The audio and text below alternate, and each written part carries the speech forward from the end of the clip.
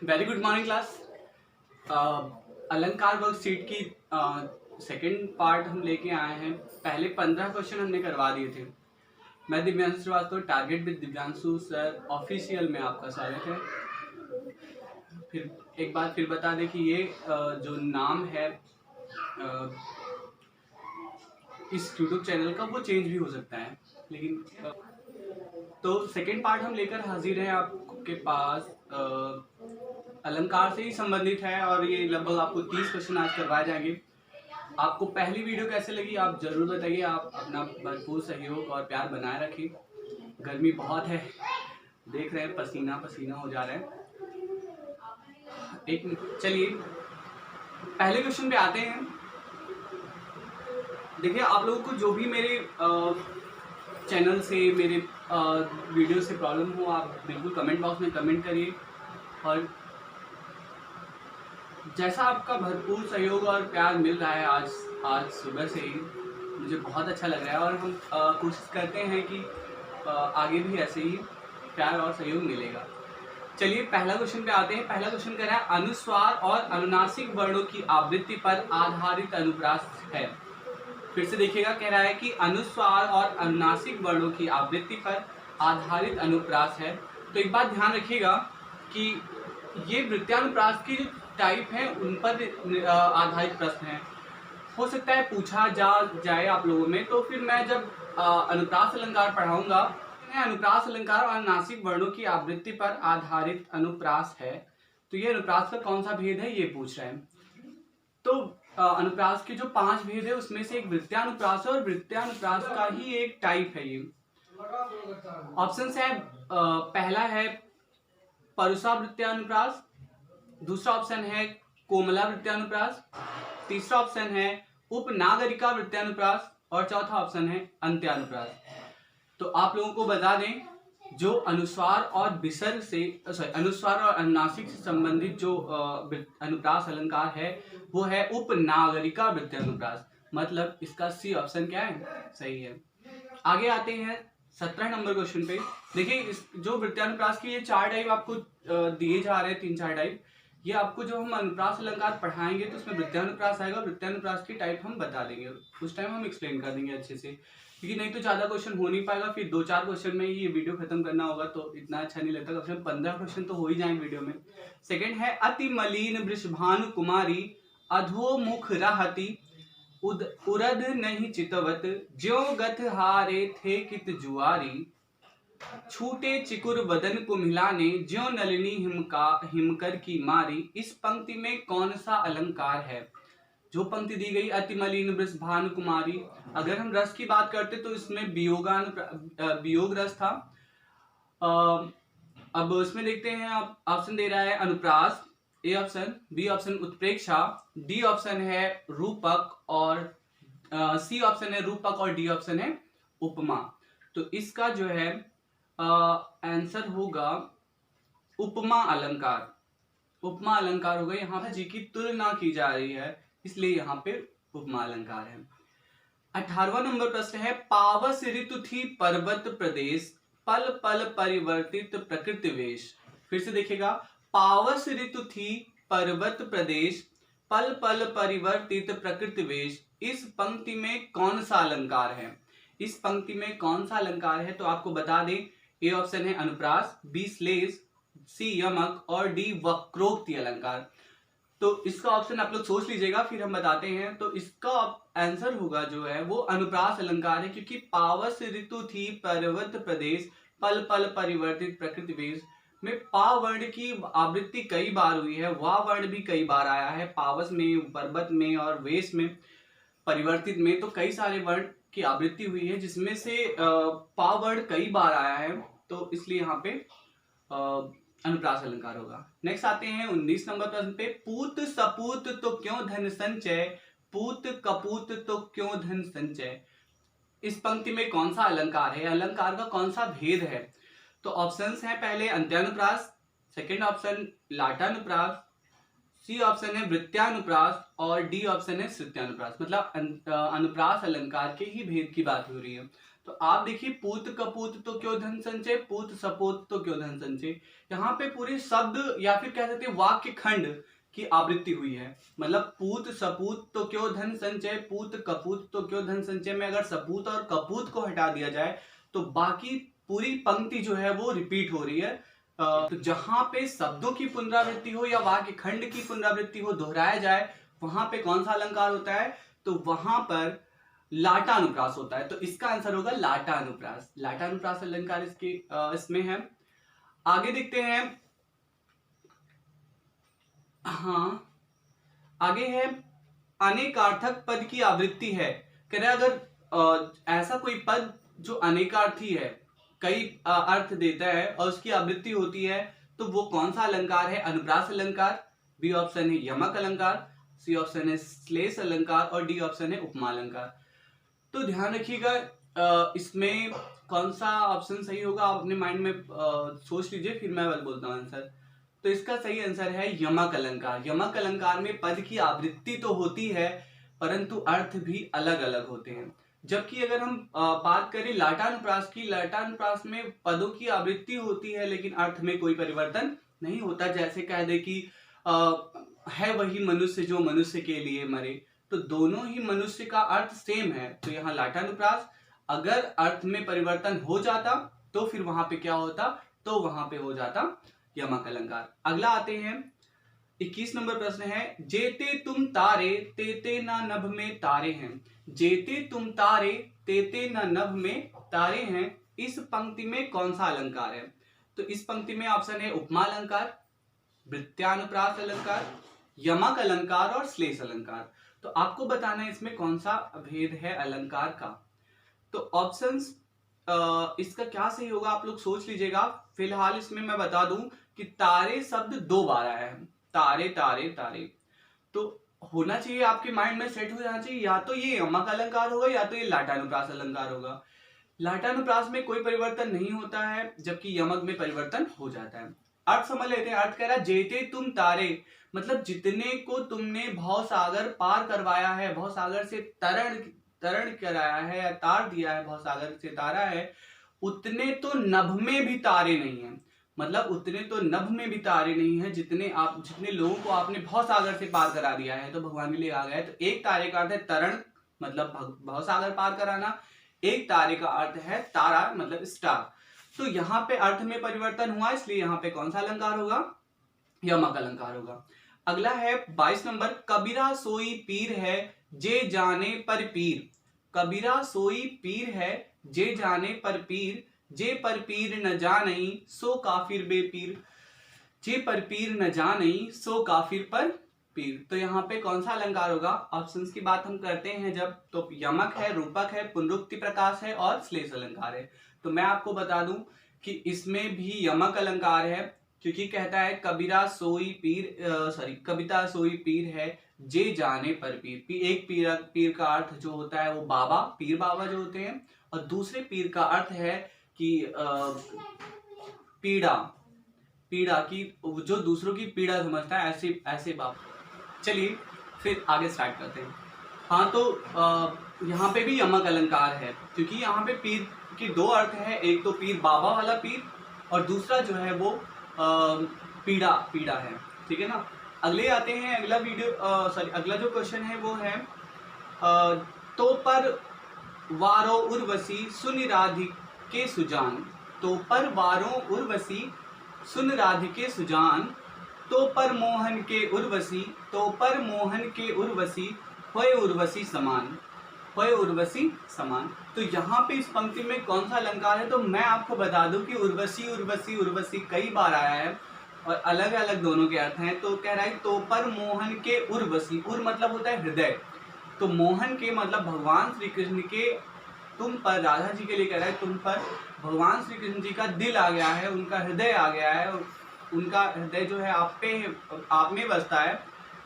और सेकंड कह रहा है कि होए उर्वशी समान, और दूसरी उर्वशी जो है वो उर्वशी सुंदरी जो है, जो देवी कह सकते हैं, या श्री कृष्ण जो इंद्र भगवान के राजमहल में रहती थी या राज दरबार में रहती थी, वो उर्वशी।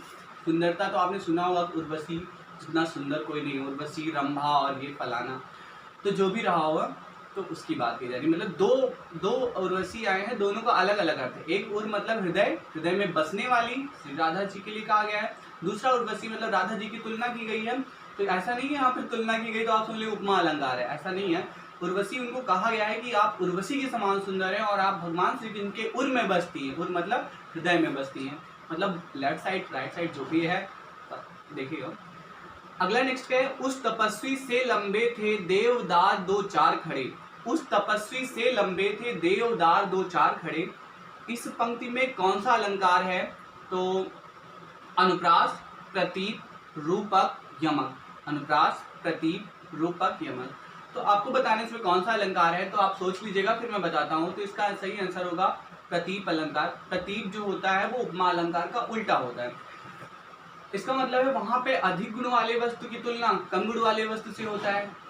अलंकार में क्या होता है, चांद, ये चांद सा रोशन चेहरा, मतलब चंद्रमा के समान रोशन, मतलब कि आपको बताया जा रहा है कि अधिक गुण वाले वस्तु की तुलना मतलब कम गुण वाले वस्तु की तुलना अधिक से किया जा रहा है। मतलब कि अब बताओ, इतना फेस सुंदर हो, इतना चंद्रमा के समान सुंदर, तो चंद्रमा अधिक गुण वाला है मतलब बहुत सुंदर है, उसकी जैसा आपका फेस सुंदर है, चेहरा सुंदर है। तो उपमा अलंकार में होता है कि कम गुण वाले वस्तु की तुलना अधिक गुण वाले वस्तु होती है, जबकि प्रतीप इसका सेम अपोजिट होता है कि वहां पे अधिक गुण वाले वस्तु की तुलना कम गुण वाले वस्तु से की जाती है। मतलब जहां पे ये कह दिया जाए कि इतना सुंदर चंद्रमा भी नहीं है जितना सुंदर तुम्हारा चेहरा है, या तुम्हारे चेहरे का एक टुकड़ा बराबर चंद्रमा सुंदर है। मैं आपको एक वाकया सुनाता हूँ। वाकया ये है कि दो लोगों में कंपटीशन था किसी को इम्प्रेस करने का, मतलब किसी को ज़्यादा खुश करने का कह सकते हैं कि हाँ कौन मुझे ज़्यादा खुश कर सकता है, ये लड़की की शर्त थी। तो दोनों ने तारीफ के पुल बांधे थे। तो पहले वाले ने कहा कि ये आपका चेहरा तो एकदम चंद्रमा के समान सुंदर है। मतलब उसने लड़की से कहा या प्रेमिका से कहा कि तुम्हारा चेहरा जो है वो चंद्रमा के समान सुंदर है। तो लड़की बहुत खुशी, एकदम मतलब इम्प्रेस हो गई, बहुत खुशी। उसने सोचा कि हाँ ये बेस्ट कॉम्प्लीमेंट है मेरे लिए। सेकेंड वाले से पूछा गया कि भाई अब तुम बताओ, तुम तारीफ में कुछ बोलो, अगर तुम इससे बेहतर बोलते हो तब फिर क्या होगा, तब फिर ये तुम्हारी हो जाएंगी, अदरवाइज उनके ही झोले में आएंगी, हिस्से में आएंगी। फिर हुआ क्या, अब लड़का सोच रहा था तो उसने ये कहा कि देखो चांद तुम्हारा एक टुकड़ा है। इसका मतलब है कि तुम इतनी सुंदर हो कि उसमें से एक टुकड़ा लेके चांद बनाया गया, और चांद जब इतना सुंदर है तो तुम कितनी सुंदर होगी। दैट मीन्स ये प्रतीप है। अगर तुम चांद की एक टुकड़ा हो की बात करा जाए तो ये उपमा अलंकार, और चांद तुम्हारा एक टुकड़ा है तो ये प्रतीप अलंकार। तो यहाँ पे भी देवदार के और भगवान तपस्वी जो होते हैं उनसे बड़े कहा जा रहा है, तपस्वी से बड़े देवदार थे। तो कम गुण वाले वस्तु अधिक गुण वाले वस्तु की तुलना कम गुण वाले से की जा रही है, जबकि भगवान अधिक गुण वाले होते हैं। तपस्वी के रूप में जब भगवान श्री राम और लक्ष्मण रहते तब की बात है। तो फिर ये इसमें क्या है, प्रतीप अलंकार। अगला आता है 25 नंबर प्रश्न है, भारत के सम भारत है, इस पंक्ति में कौन सा अलंकार है। देखिए सियमुख सा सियमुख ही है, सियमुख सा सियमुख ही है भारत के सम भारत ही। इसका मतलब है कि सीता जी के मुख के समान केवल सीता जी का ही मुख है और कोई नहीं है। मतलब तो कहते हैं ना अद्वितीय, जिसका कोई दूसरा है ही नहीं, वही है इकलौता। और वैसे भारत के सम भारत ही, मतलब भारत के समान केवल भारत है, दूसरा कोई नहीं है। तो बात करते हैं यहाँ पे ऑप्शन से, रूपक अलंकार, अनन्वय अलंकार, उपमा और यमक। उपमा तो तुलना होता है, यहाँ पे किसी की तुलना नहीं हो रही, दोनों एक ही बात कहा जा रहा है। और रूपक अलंकार में दोनों को एक रूप दे दिया जाता है, दो अलग अलग चीजें होती हैं उनको एक रूप दे दिया, चंद्रमा और मुख को एक अलग अलग चीजें हैं उनको एक बना दिया गया। और यमक में तो जानते ही हो कि कोई दो शब्द आता है अलग अलग रहता है, दोनों का अलग अलग अर्थ रहता है, मतलब 2 बार आता है। यहाँ भी भारत 2 बार आया, लेकिन भारत के 2 अलग अलग अर्थ नहीं है। यहाँ पे भारत की तुलना भारत से ही हो रही। तो एक बात ध्यान रखिएगा, जब किसी वस्तु की तुलना स्वयं उसी से हो, दूसरा किसी से ना हो, तो वहाँ पे अनन्वय अलंकार होता है। अनन्वय अलंकार मतलब जहाँ पे आपकी तुलना केवल आपसे ही हो। जैसे आप कह दें कि दिव्यांशु सर के जैसे केवल दिव्यांशु सर ही हैं, दूसरा और कोई नहीं है। फिलहाल मैंने अपनी तारीफ खुद से कर ली, आप किसी भी टीचर की बात करते हैं कि वो अद्वितीय हैं, वो उनके जैसा कोई भी नहीं है, उनके जैसा केवल वही है, ऐसा ही वो केवल वही पढ़ा सकते हैं, तो ये क्या होगा, ये अनन्य अलंकार होगा। तो यहाँ पे अनन्य अलंकार है। 26 नंबर प्रश्न पे आते हैं, जहां उपमेय में अनेक उपमानों की शंका होती है वहां पे कौन सा अलंकार होता है। जहां पर उपमेय में अनेक उपमानों की शंका होती है वहां पे कौन सा अलंकार होता है। तो ये सीधा सीधा डेफिनेशन की बात है, परिभाषा पूछा जा रहा है, तो परिभाषा अगर आपने पढ़ा होगा तो आपको पता होगा। फिलहाल मैं बता दूं कि अगर कहीं संदेह या शंका की बात होती है तो वहां पे कौन सा अलंकार होता है, वहां पे ऑप्शन सुनते हैं तब बताते हैं। पहला है यमक अलंकार, दूसरा है श्लेष अलंकार, तीसरा भ्रांतिमान और चौथा संदेह अलंकार। देखो संदेह अलंकार के जो उदाहरण होते हैं वो तो आप इजीली पहचान जाते हैं, क्योंकि किंधो केंधो और या कि क्या आदि शब्द मिल जाते हैं। लेकिन अब डेफिनेशन तो आपको पढ़नी पड़ेगी, याद करनी पड़ेगी, समझनी पड़ेगी। तो इसका संदेह अलंकार, अगर शंका की बात होती है तो संदेह अलंकार। देखिए आप सोचेंगे संदेह और भ्रांतिमान में हम डिफाइन कैसे करेंगे, तो मैं बता दूं संदेह अलंकार में जो आपका डाउट होता है, जो आपका शंका होता है वो क्लियर नहीं होता है। जबकि अगर हम बात करें भ्रांतिमान अलंकार की, तो भ्रांतिमान अलंकार में ऐसा नहीं होता। भ्रांतिमान अलंकार में आप किसी चीज पे अगर शंका होता है तो उसको आप कोई चीज मान लेते हैं और थोड़ी देर में आपका भ्रम टूट भी जाता है। जैसे अगर मान लो कह दे कि अगर आपने किंसुक कुसुम जानकर झपटा तोते की निजलाल चोंच पर, किंसुक मतलब होता है भौरा, कुसुम जानकर झपटा तोते की निजलाल चोंच पर, मतलब भौरे को प्यार होता है किससे, फूल से, तो वो तोते की लाल चोंच को क्या मान लेता है, वो मान लेता है फूल, और फूल मान के उस पर झपट पड़ता है। अगर वो कंफ्यूज रहे कि हाँ ये फूल है या चोंच है, फूल है कि चोंच है, तब तो वहाँ संदेह होगा, सारी बिच नारी है कि नारी बिच सारी है, सारी की नारी है कि नारी की सारी है। तो ये जो कंफ्यूजन एकदम हमेशा बना रहे तो वो वहाँ पे क्या होता है, संदेह अलंकार। लेकिन अगर आप भ्रमवश किसी चीज को कुछ मान लेते हैं और मान के आप कोई एक्टिविटी कर दें और उसके बाद आपका भ्रम टूट भी जाए तो वहाँ पे भ्रांतिमान होता है। जबकि यहाँ पे शंका या संदेह की बात की जा रही है तो यहाँ पे सीधा सीधा आप समझ लीजिए कि यहाँ पे संदेह अलंकार है। आगे हम बात करते हैं, जहाँ बिना कारण के ही कार्य का होना पाया जाता है वहाँ पे कौन सा अलंकार होता है। बहुत ही इजी है, बहुत ही अच्छा है। इसका एग्जाम्पल भी बहुत मजेदार है कि जहाँ पे कारण ना हो और कार्य हो जाए तो वहाँ पे कौन सा अलंकार है। पहला है विरोधाभास, दूसरा विशेषोक्ति, तीसरा विभावना और चौथा भ्रांतिमान।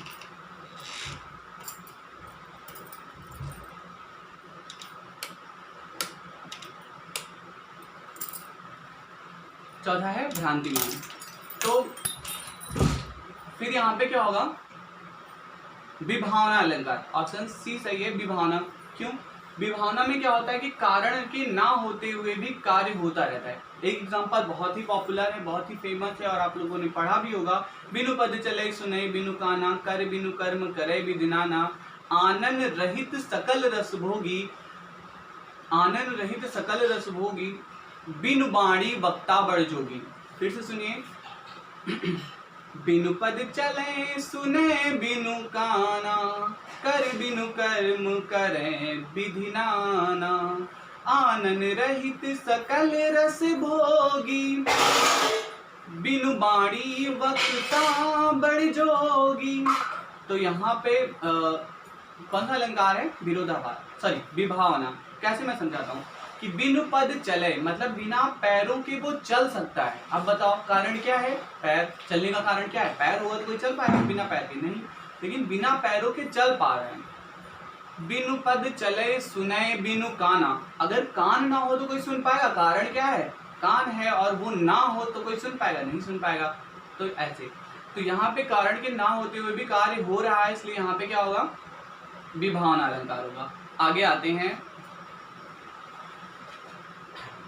28 नंबर प्रश्न है, ध्वनिमयी करके गिरी कंदरा, कलित कानन केलि निकुंज को, कलित कानन केलि निकुंज को। लास्ट वाली लाइन को ध्यान से पढ़िएगा और मैं कहता हूं कि आप उदाहरण को कई बार पढ़िए, उदाहरण देखते ही आपके मन में अनुप्रास का अलंकार का भेद आपके दिमाग में आ ही जाएगा। ये मेरा वादा है। चलिए मैं बताता हूँ। तो यहाँ पे अगर लास्ट वाली लाइन आप देखते हैं तो लास्ट वाली लाइन में यहाँ पे है छेगानुप्रास ए ऑप्शन, वृत्यानुप्रास बी ऑप्शन, सी ऑप्शन है लाटानुप्रास और डी ऑप्शन है यमक अलंकार। तो मैं आपको बता दूं कि पहली बात तो कलित कानन केल निकुंज को में का वर्ण की आवृत्ति हुई है, ये आपको भी पता है। तो मैं आपको बता दूं कि यहाँ पे ऑप्शन सही होगा वृत्त्यानुप्रास। वृत्त्यानुप्रास क्या? वृत्त्यानुप्रास वो होता है जहाँ पे कोई एक या एक से अधिक वर्णों की आवृत्ति कई बार होती है। जब कई बार आवृत्ति होगी तो वहां पे क्या होगा? वृत्त्यानुप्रास होगा। चलिए आगे 29 नंबर पे आते हैं। रहीमन जो गति दीप की कुल कपूत गति सोए, बाड़े उजियारे करे बढ़े अंधेरो हो। यहाँ पे कह रहा है रहीमन जो गति दीप की कुल कपूत गति होए सोए, बाड़े उजियारे करे बढ़े अंधेरो होए। प्रस्तुत पंक्तियों में अलंकार है, तो यहाँ पे अलंकार ऑप्शन उपमा, ए ऑप्शन, बी ऑप्शन रूपक, सी ऑप्शन है यमक और डी ऑप्शन है श्लेष। तो इसका सही जवाब होगा श्लेष। अगर आपको इसका जो है क्या कहते हैं, अगर आपको एक्सप्लेनेशन चाहिए तो आप कमेंट करिएगा, मैं कमेंट में बता दूंगा। फिलहाल 25 मिनट से ज़्यादा वीडियो बना नहीं सकता है, जिसमें 22 मिनट और समथिंग सेकेंड हो चुके हैं, 23 मिनट हो चुका है, तो अपलोड होने में भी प्रॉब्लम होती है कि नेट सही चलता नहीं। 2 दिनों में मेरी पिछली वीडियो अपलोड हुई थी। तो आते हैं अगला लास्ट नंबर क्वेश्चन पे। श्लेष कैसे है मैं बता दूंगा, आप परेशान मत होइएगा। अगर आपको नहीं क्लियर होता है तो मैं कंफर्म कर दूंगा, ये मेरा वादा है। आगे आते हैं लास्ट नंबर, आज लास्ट क्वेश्चन है आज का। दो समान गुण वाली वस्तु ऐसी मिल जाए कि दोनों में भेद लक्षित ना हो, तब होता है। दो समान गुण वाली वस्तु ऐसी मिल जाए जिसमें भेद ही लक्षित ना हो, मतलब दोनों का भेद ही उसमें लक्षण में दिखे ना कि दोनों, जैसे अगर पानी और दूध को मिला दिया जाए तो भेद नहीं रहता, दूध ही हो जाता है। तो वैसे ही तो उसमें कौन सा अलंकार है, तो इसमें प्रतिवस्तु उपमा, संकर, मीलित और उन्मीलित। तो मीलित और उन्मीलित मैं बता दूंगा आपको क्या होता है। ऑप्शन इसका सी सही होगा, मीलित अलंकार है। तो इस पे टिक कर लीजिएगा। आगे मिलते हैं नेक्स्ट वीडियो में। और इस वीडियो में अगर आपको कोई चीज़ ज़्यादा अच्छी से ना समझ में आई हो तो आप कमेंट बॉक्स में कमेंट जरूर करिए, ध्यान से वीडियो देखिए, आपसे रिक्वेस्ट है, हम आपसे रिक्वेस्ट करते हैं। तो आप लोग जरूर ध्यान से देखेंगे और अपना प्यार और सहयोग बनाए रहेंगे। इसमें मीलित अलंकार है, मैं मीलित एक्सप्लेन कर दूंगा। अगर आप कमेंट करते हैं और अगर आपको कमेंट नहीं समझ नहीं आता, अगर मैं समझाता हूँ उस पर, तो मैं अगली वीडियो में पहले मैं इन दोनों को क्लियरिफाई करके तब वीडियो स्टार्ट करूँगा, ठीक है। क्योंकि 23 मिनट हो चुके हैं, 24-25 मिनट होने वाले हैं। तो थैंक यू क्लास, मिलते हैं नेक्स्ट वीडियो में। और आज के लिए इतना ही। आशा करते हैं आपको वीडियो पसंद आएगी, आप लोग लाइक और सब्सक्राइब करेंगे, भरपूर सहयोग देंगे, प्यार देंगे, शेयर भी करिए आप। एक बात और, काफ़ी लोग मेरे स्टेटस में देख लेते हैं या फिर आप लोग फेसबुक पे देख लेते हैं, लेकिन आप लाइक और सब्सक्राइब नहीं करते। थोड़ा 2 मिनट आप खर्च कर लीजिए अपने, 2 मिनट की में कुछ हो नहीं जाएगा, आपको पैसे भी नहीं लगते। तो प्लीज़ आप लोग लाइक और सब्सक्राइब ज़रूर करें, शेयर भी करें। Thank you.